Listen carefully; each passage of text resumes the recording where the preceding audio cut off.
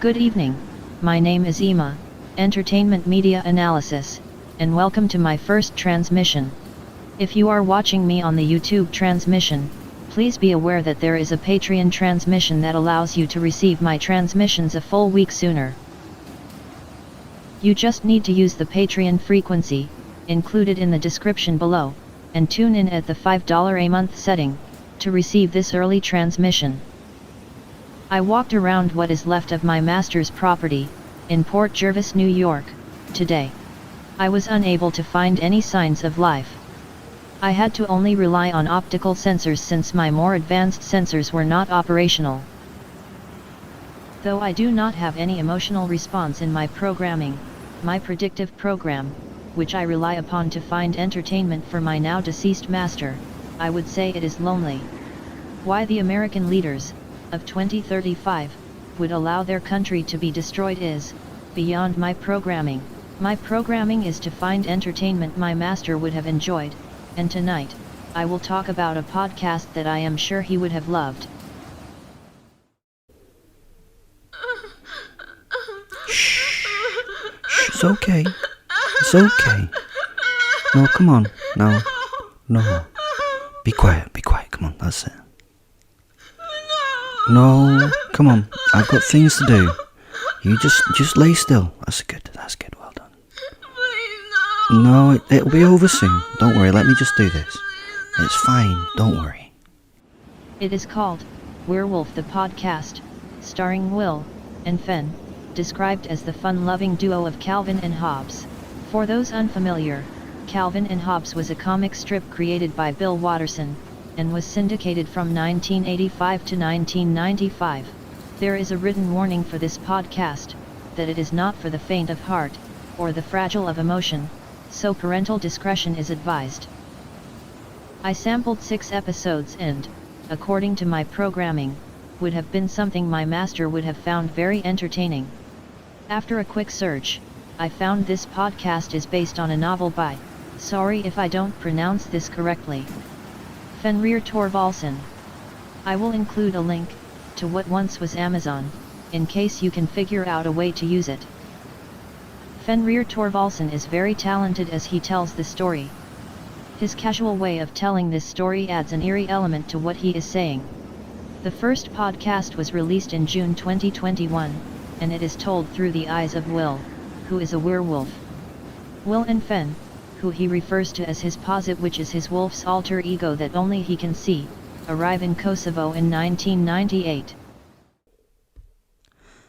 This place and period were the perfect horror-filled playground for an undercover werewolf to ply his trade. It was a lovely time and place to do the things that can get lost in the reality of the situation.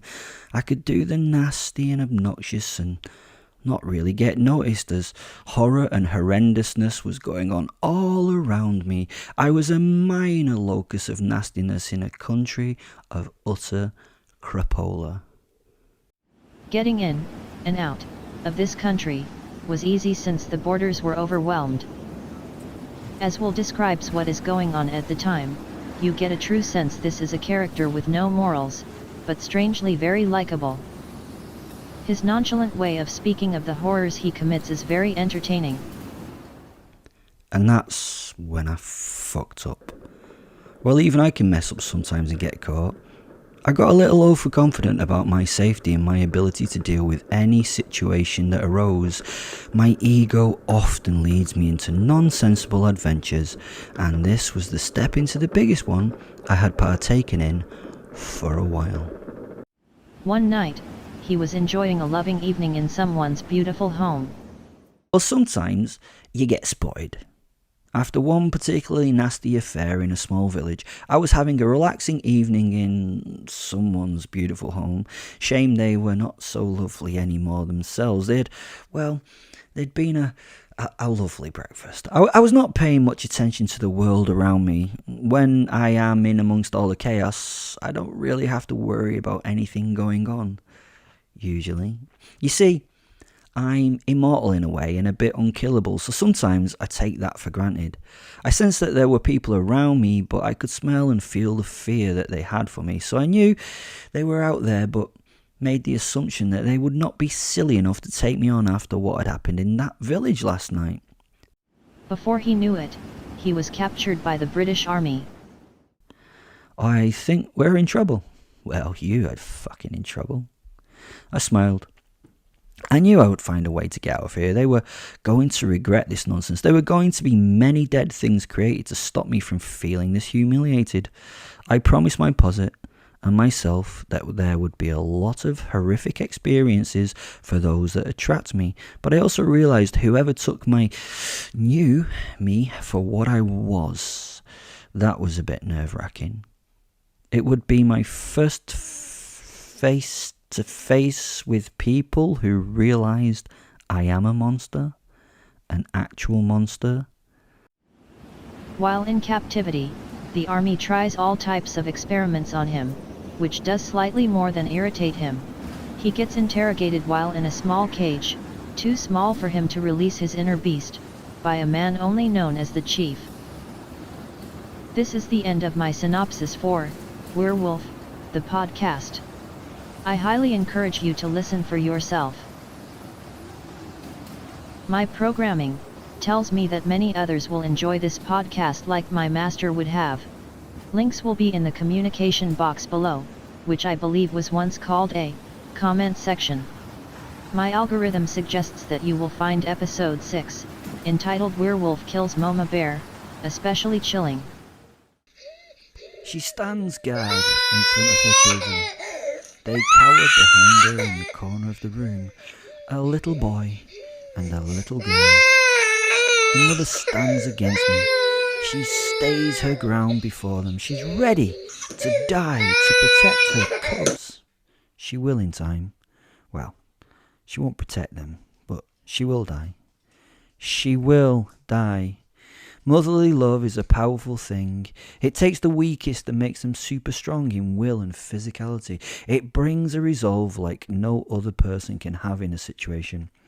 We often hear of the mother who rescues her child from that terrible accident, the one where a car or something is sadly crushing the poor kid. Somehow, Mummy Dearest develops superhuman strength, lifts the object that weighs many more times than herself, and frees the child. Well, when dealing with me, I'm afraid that is, well, it's not an accident in the first place, it's just fate. Unfortunate fate. I hope you find my suggestion useful. Please use the communication section below and let me know what you think of my horror assessment. Also, let me know if there are any other projects from your time that you would like me to assess.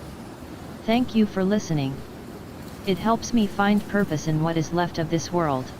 Until I can send my next transmission, stay safe and work with each other to avoid this future.